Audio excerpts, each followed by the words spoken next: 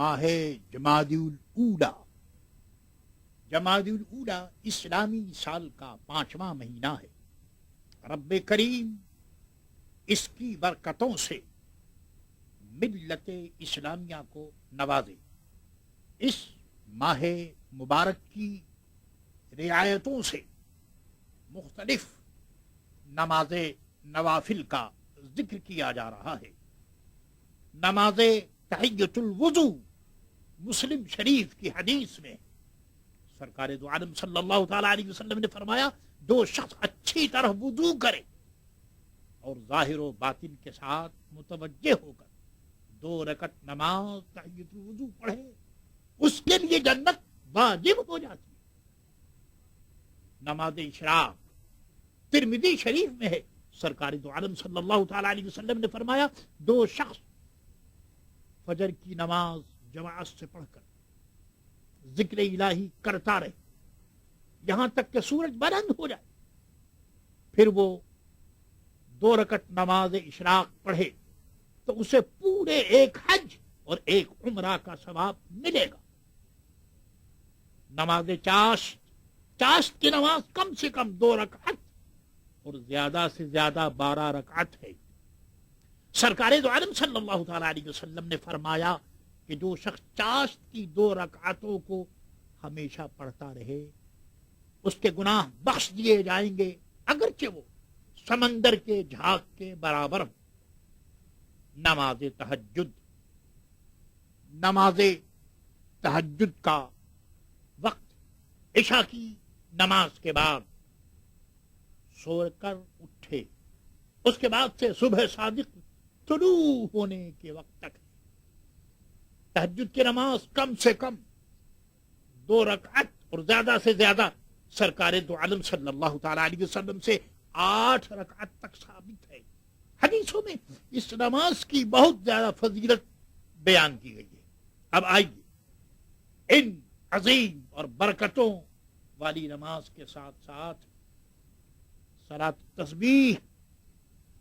کی ترکیب بھی سنتے چلیے۔ اس نماز کا بے انتہا ثواب ہے۔ سرکار دو عالم صلی اللہ تعالی علیہ وسلم نے ارشاد فرمایا اپنے چچا حضرت عباس رضی اللہ تعالی عنہ سے کہ اے میرے چچا، اگر ہو سکے تو صلاۃ التسبیح ہر روز 1 بار پڑھو، اور اگر روزانہ نہ ہو سکے تو ہر جمعہ کو 1 بار پڑھو، اور اگر یہ بھی نہ ہو سکے تو ہر مہینے میں 1 بار، اور یہ بھی نہ ہو سکے تو سال میں 1 بار،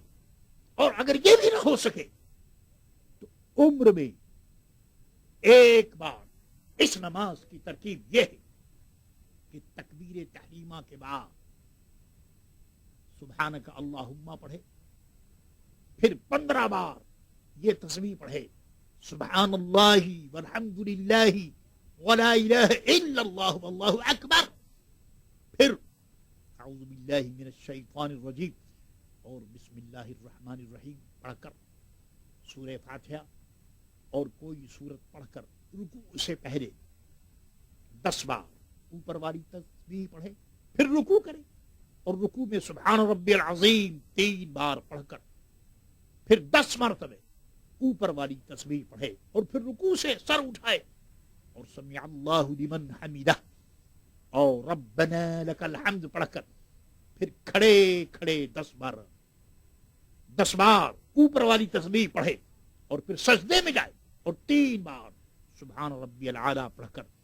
پھر 10 مرتبہ اوپر والی تسبیح پڑھے، اور پھر سجدہ سے سر اٹھائے اور دونوں سجدوں کے درمیان بیٹھ کر 10 مرتبہ اوپر والی تسبیح پڑھے، اور پھر دوسرے سجدہ میں جائے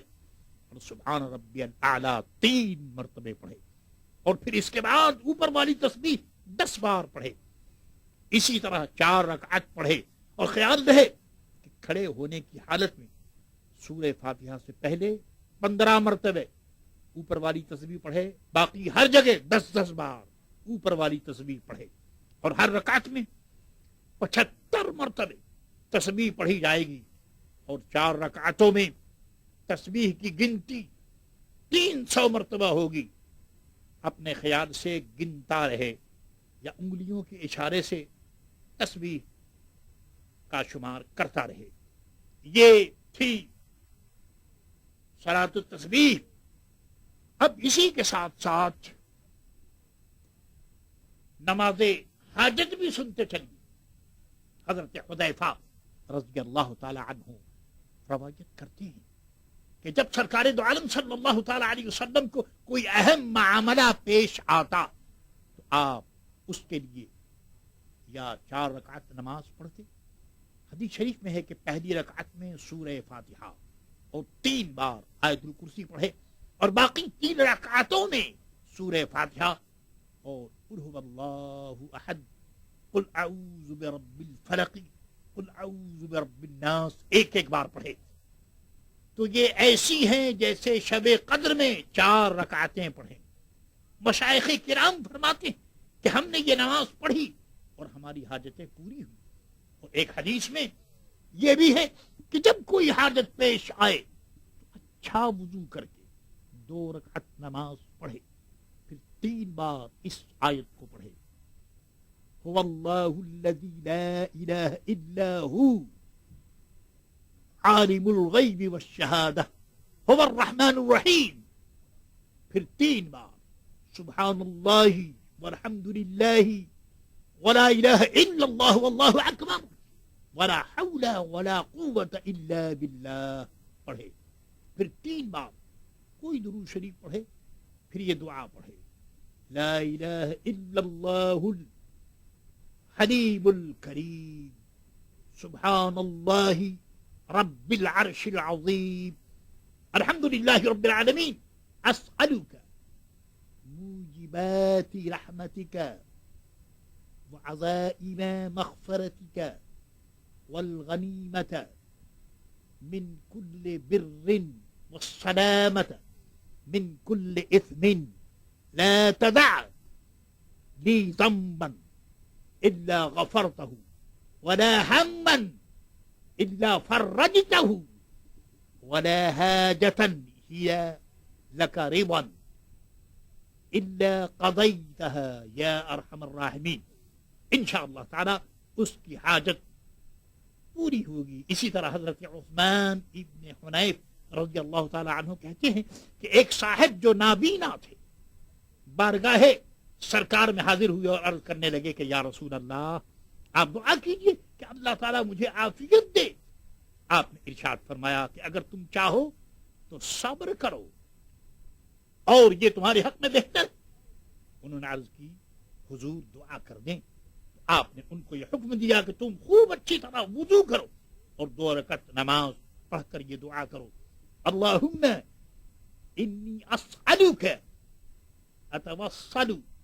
واتوجہ الیک بنبیک محمد نبی رحمت یا رسول اللہ انی توجہت بک الى ربی فی حاجتی هذه لتقضى لی اللہم فشفعہ فی. حضرت عثمان ابن حنیف رضی اللہ تعالی عنہ کا بیان ہے کہ خدا کی قسم ہم اٹھنے بھی نہ پائے تھے ابھی باتیں ہی کر رہے تھے کہ وہ نابینا ہمارے پاس آنکھ والا ہو کر اس شان سے آیا کہ گویا وہ کبھی اندھا ہی نہ تھا. ہاں اس نماز مبارک کے ساتھ نماز استخارہ کی ترکیب بھی سنتے چلیے. حدیثوں میں آیا ہے کہ جب کوئی شخص کسی کام کا ارادہ کرے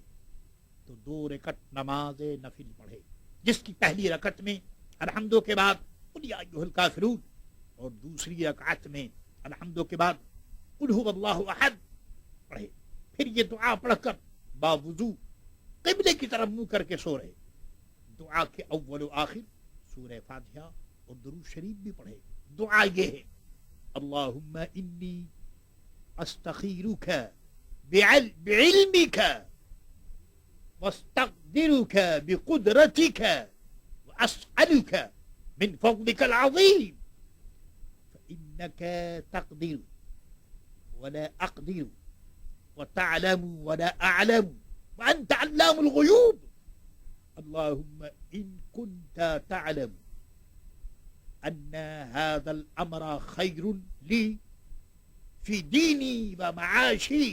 و عاقبت امری و عاجل امری و آجلہ فاقدرہ لی ویسرہ لی ثم بارک لی فیہ وإن كنت تعلم أن هذا الأمر شر لي في ديني ومعاشي وعاقبة أمري وعاجل أمري وآجله فاصرفه عني واصرفني عنه واقدر لي الخير حيث كان ثم رضني به. دونوں جگہ الامرا کی جگہ اپنی ضرورت کا نام دے. جیسے پہلی جگہ ہذا السفر خیر لی اور دوسری جگہ هذا السفر شر لی. مسئلہ بہتر یہ ہے کہ کم سے کم 7 مرتبہ استخارہ کرے اور پھر دیکھے کہ جس بات پر دل جمے اسی میں بھرائیے. بعض بزرگوں نے فرمایا ہے کہ استخارہ کرنے والوں میں اگر خواب کے اندر سفیدی یا سبزی دیکھے تو اچھا ہے، اور اگر سیاہی اور سرخی دیکھے